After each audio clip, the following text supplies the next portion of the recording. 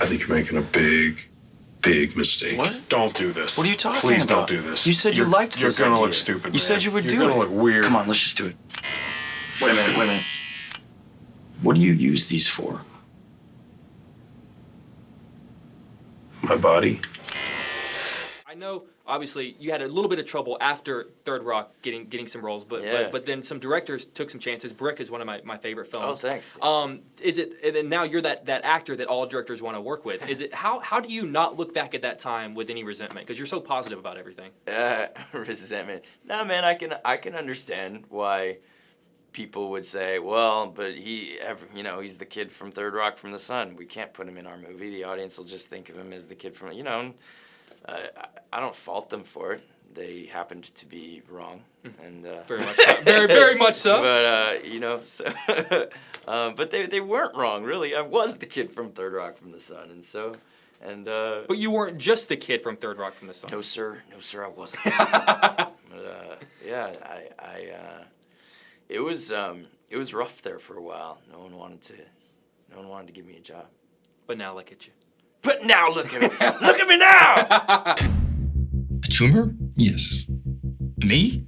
Yes. Hey, that doesn't make any sense, though. I mean, I don't smoke, I don't drink, I recycle. So for people to know, obviously this film was based on real life experiences with you and your friend Will Reiser. Yes. At what point when he told you that he had cancer, did you start to find the humor in it? Did you stumble upon it or did you actively go looking for it? I was literally on the toilet when he told me he had cancer. So it was pretty apparent right from the get-go. Did you tell him that you were on the toilet? I didn't tell him for a while, actually. But it was apparent to me right away that it was... My first thought wasn't, this is hilarious. My first thought is, this is much different than it is in movies, honestly. Because I think... For a lot of people, even myself, movies are kind of your context for things like that, for things that you haven't experienced. You've seen them portrayed in movies, and that's kind of the most realistic version that you have to reference. So it was very clear right away that what we were going through was... It wasn't clear that it was funny right away. It was clear that it was different than what you'd seen in movies right away. Right. And then as we experienced it more, that's when it became clear that there's a lot of funny stuff happening here. Like, as screwed up and sick as this is, we all are just so stupid and do things like answer the phone on the toilet that... I'm trying to get that image. Exactly. Hey, I literally was sitting and be like, I wish I was not on that was toilet right now. And you're getting this news for the first time, and that's incredible. It was very awkward. Pretty early on, it became clear that our experience was different. How do you feel right now? Fine. I can't remember being so calm in a long time. Would you describe what you're feeling as a kind of numbness?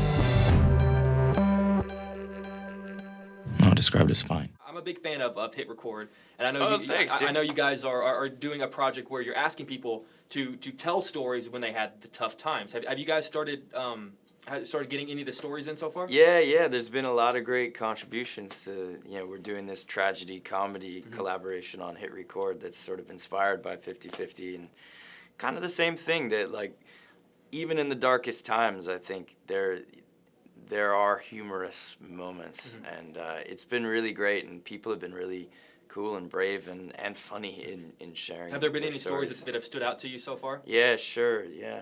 Do you want to tell people about if they're interested in doing it? Maybe if there's like a website that they can go to? Yeah. So Hit Records, this production company I started, and we call it an open collaborative production company because I didn't want to just work within Hollywood. Right. And so we do these projects and put them on a website, and everybody can come and contribute to them, and everyone sort of shares their ideas and works together.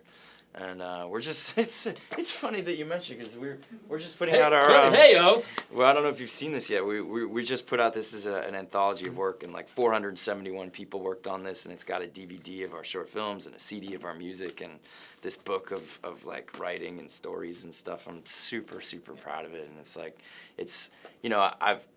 I've been really grateful to act in a lot of movies, but that's really me working on someone else's thing, and this feels like the first time that like I've kind of directed something and made something, and just so you know, he didn't ask me to bring this up. It just happened. That's really cool thing. that you know about it, man. Absolutely. It's a trip for me because this is such like my little thing I've been, doing in various forms for like 6 years. So to have, a guy like you come in and know about it is like a real thrill. Yeah. You're young. Young people beat cancer all the time. Every celebrity beats cancer. Tom Green, guy from Dexter, Lance Armstrong, he keeps getting it. I'm moving in.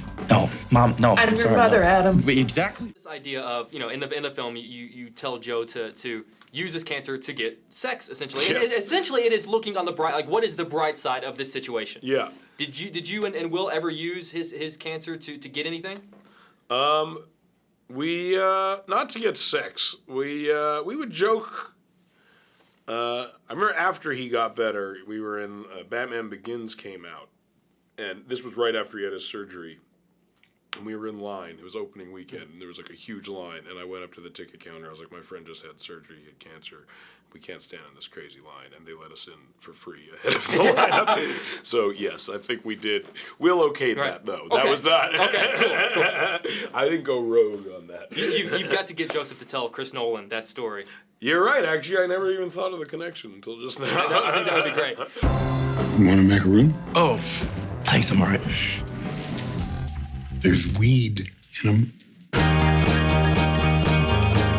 You got a prescription for medicinal marijuana? No, I got a prescription. Well, what's wrong with you? I have night blindness. We shouldn't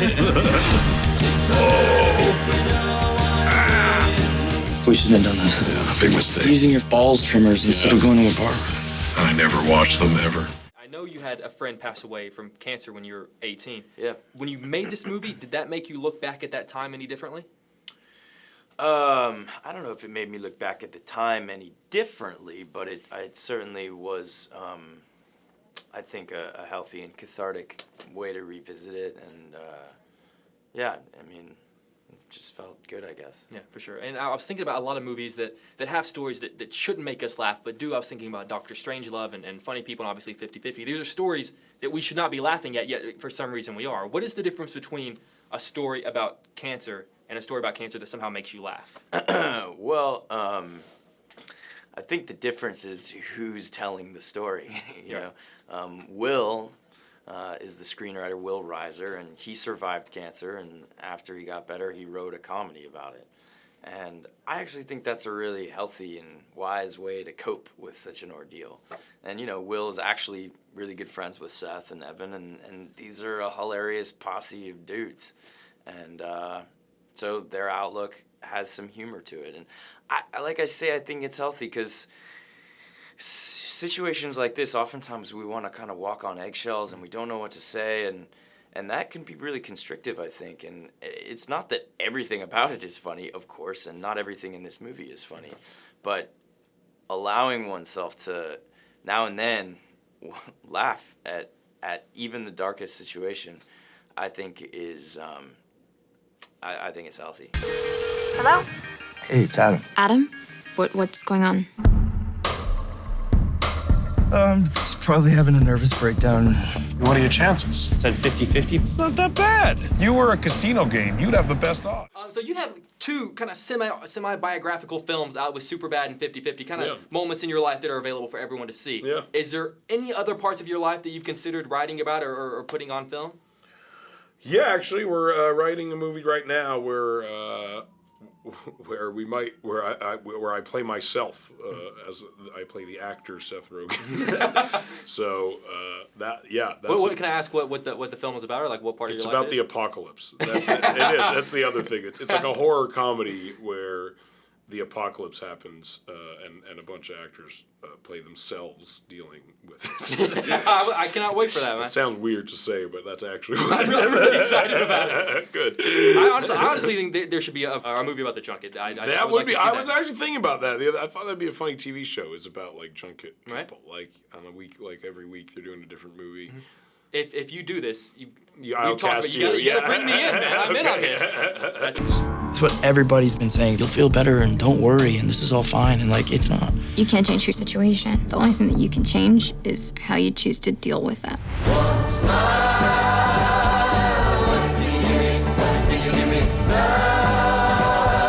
You really think that a girl's gonna go for me just because I have cancer? For the millionth time, yes! Great song. Totally. I have cancer. I was wrong. I was wrong. Nice to meet It you. was weird. It's Yeah, weird like that. no, that's it's not. too It soon. doesn't sound cool. No.